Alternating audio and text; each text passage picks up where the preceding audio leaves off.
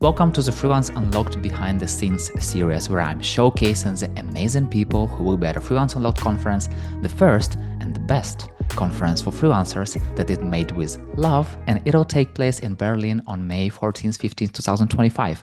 If you're a freelancer in Europe, it's an event made for you to learn, exchange experiences, and build your network of great freelancers and experts who move the freelance economy forward. So go to freelanceunlocked.com and grab your ticket right away. My name is Yuri. I'm a community builder at Freelance Unlocked, and my guest is Dina Brandt, a freelance communication consultant specializing in expert positioning and personal branding on digital platforms. So, hello, Dina. Right. Hi, Yuri. How you doing? I'm great. I'm super happy to meet you even before the conference. You have very exciting topic for me personally, so can't wait to learn there. But tell me a little about your freelance journey.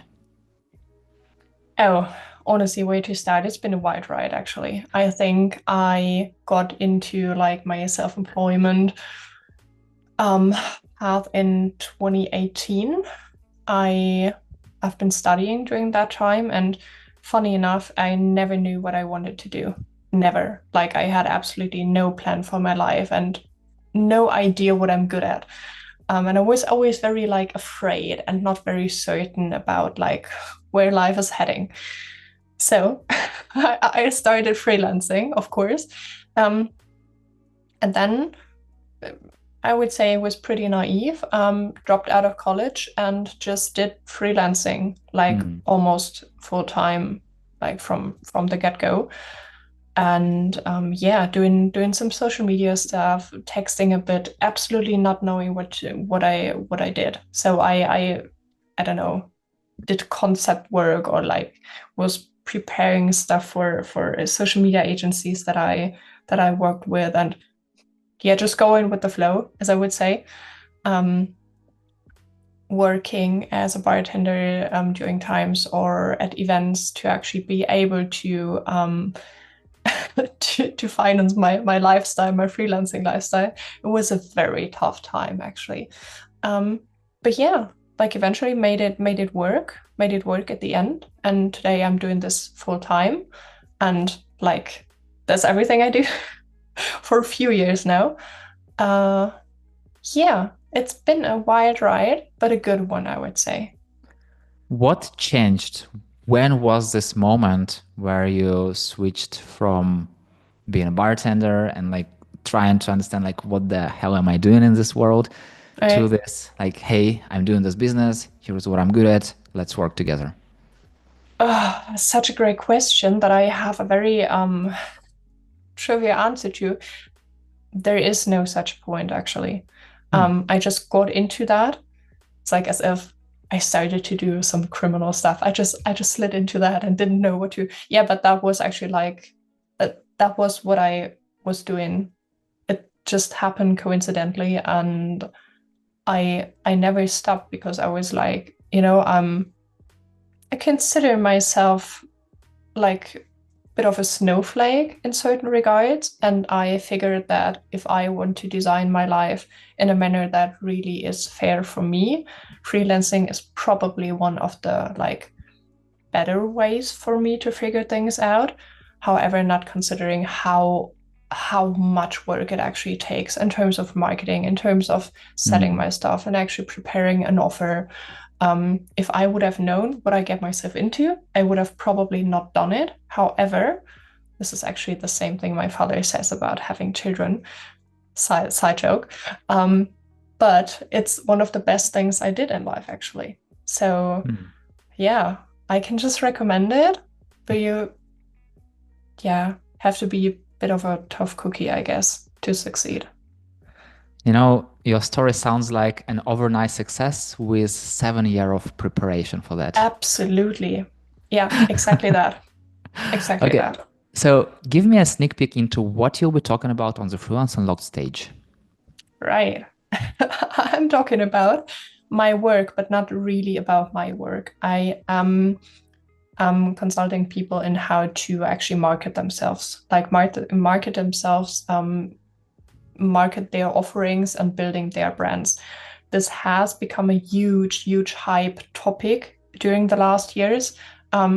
Thankfully, because I think marketing your services and marketing your person and your expertise is one of the most critical, most important things you can do as expert, as freelancer, especially because if people don't know you and if people don't know that you can solve their problem, and if you don't know people and nobody knows you have something, that's pretty bad. And since we don't only want to rely on I don't know, calling people via cold calls or whatever, we want to market ourselves, and this is what I will be talking about. So how to market yourself successfully without all these like become booked in like 6 weeks and you'll be no, a realistic take on what it needs in order to be able to market yourself, your service, and to become known and getting to know people, focusing rather on the digital landscape. So maybe like LinkedIn, podcasting, a newsletter, just setting up, and yeah, you can say a small ecosystem. However, that's a very big word, in order to market your expertise and your services. What makes people to really stand out? Because there are so many experts, there are so many voices. Like, what's the secret sauce? That's a good question that I have not yet answered myself. Because many people say like it's personality. Yeah, but like if your personality is not interesting for me, it doesn't make you stand out. Like what does that even mean? I think it's a combination of your take on a topic. So whatever you think, and the way you think differently than maybe competitors than you is great. So if you have a different take on something that regards your offer, that's great. So if you can like differentiate yourself. However, that's very important. Don't be like the very fancy pony in order to be different that nobody understands. So you have to be relatable. People have to understand you, and you have to be a bit different and be like a bit controversial. And then I think people do have to like you to a certain extent. People do have to understand what you do, and people actually, they need to need what you do. Because if I don't care, you will never stand out to me. So it's the sum of many different factors. What I usually tell people is like to find the, if you want like USP or what's different in your service compared to other services, and then what makes you different, like you as a person, what's your take that nobody has, and then just go for it and communicate this to the world in a manner that the world understands. And this is the hard part. So like exactly the hard part. First of all is like your thoughts, because it's always like, is it my thoughts, or is it something that I've read just in the book or just read it in another post? So I had different conversations with freelancers, and they are asking, there are so many people. It feels like everyone already told about the topic.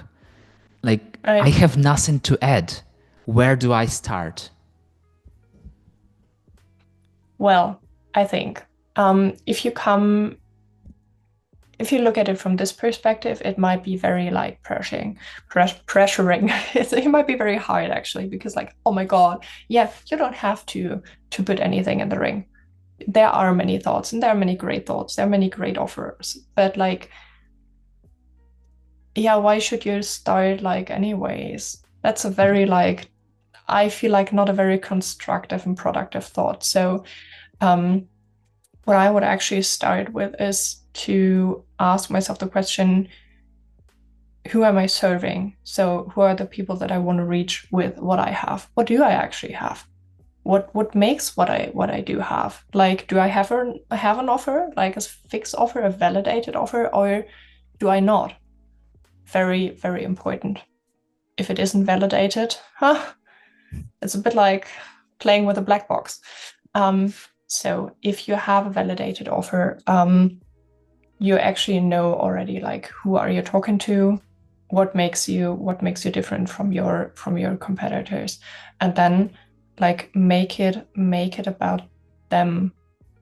Like look at the people you are talking to, at their problems, at their goals, and like find the sweet spot between what they need and what you can offer. Because like, for example, if you have a complex service offer and you have like 5, 6, 7, 10 topics that you usually like work on, then the people that people need, you can communicate in a way that people at least could be able to understand, like, what do I need these things for? Like, and what's your core offering, to actually help them understand, okay, I need, for example, like personal branding. What do people need personal branding for? Okay, got it. Like, what do I need in order to brand myself? Like, digitally. Okay, I need to be positioned. I should actually have a content strategy in place, like a content architecture, a topic architecture that I can like use in a very small way or scale it via different platforms. Okay, I should have a networking strategy, maybe, like, or a networking tactic that I do. I should like have a plan for the everyday. So there are many different topics. And what I want to do is like communicate, okay, this is why you need personal branding, and this is why you need a content strategy. This is why you need to be positioned. So everything that you actually communicate should solve or communicate how it solves a problem for the person you're talking to. This requires, however, a very, very deep understanding of the person you are talking to. And this can be a bit like, oh, do I really have to do all this work? Yes.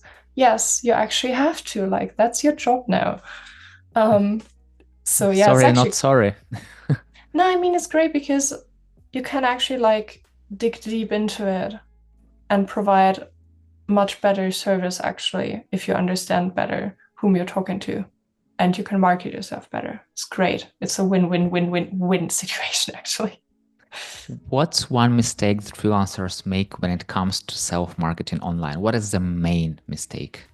They start usually without a plan or without a strategy. They look, for example, at LinkedIn, they look at all the guys saying, oh, yeah, you have to do this, this, this, this, this. All right, but these are like, no matter how good your hook is, like the first phrase of your post, if the post is pointing nowhere, it doesn't help. If you don't really know what your story is that you want to communicate, it's going nowhere. And then they put a lot of work in it, aka a lot of money, because time is money, and never see results. Not to say that with a strategy or a plan, you will immediately see results. Absolutely not. You really have to like have 6 to 12 months for it to get going, like at least. But if you don't have strategy, you will absolutely fail in the long term because it's not sustainable. Absolutely not. And then you need processes to actually create the stuff you're using for your marketing. You know, it's interesting So, that you told about this because I just started laughing because I remember a mm, conversation with a freelancer and I'm asking like, are you on LinkedIn? Yeah, I'm on LinkedIn. Like, are you active? Yeah, I'm active. I'm like, okay, what do you do? "Ah, I'm just mm, opening it from time to time. I'm like, okay. So, and then like the last post, like 6 months ago, the last comment, 8 months right. ago, I'm like, no, no, you are on LinkedIn. You are not on LinkedIn. You are on LinkedIn like trash bin or I don't know, like you really That's have to not do using something. LinkedIn. No, Yeah. no. And actually, that's the thing that really gets me ranting. People expect too much. People expect people to be very enthusiastic about what they do, and like they come as if they come to a room and be like, "Hey, this is me. I know all of you want to talk to me." And I'm like, "Dude, I have never even seen you in my life. What are you talking about? Who are you? Who let this guy in? So, can you please explain to me what's going on? Take me on a journey, like get to know me. It's, yeah, give it some time and you got this. But like give first and then expect people to care. Or if you can, don't have expectations at all. But like, I think that's not realistic. But yeah, don't expect too much. It's like the best thing, I recently read this book called The Four Agreements, and one of the agreements Oh, yeah, between it's yourself is like have no expectations, have no assumptions, and have no expectations. And I feel like right. it's why didn't anyone tell me this before? Like because Yeah, when you are coming somewhere expecting something, like you might so easily be disappointed. And if you are coming always. without any Yeah, expectations, like every small thing, everything above zero, it would be already great, yeah. And yeah, I totally love this point about expectations. So for someone who wants to build a brand, who wants to become like to market themselves, what is it? But they don't know where to start. So what is Right. the smallest step to take right away to at least start building your successful personal brand? Ah, that's that's such a deep question because it totally depends on where you are on your journey. As I said, like, do you have an offering already? Did you serve clients already? Have you validated your offer? So is there actually a market for your offering? Um, this is a very critical thing to assess because if you want to do things, that's great. You don't know yet whether the market wants you doing things. So if you don't know whether people want to, I always say, like, play with you in a sun garden.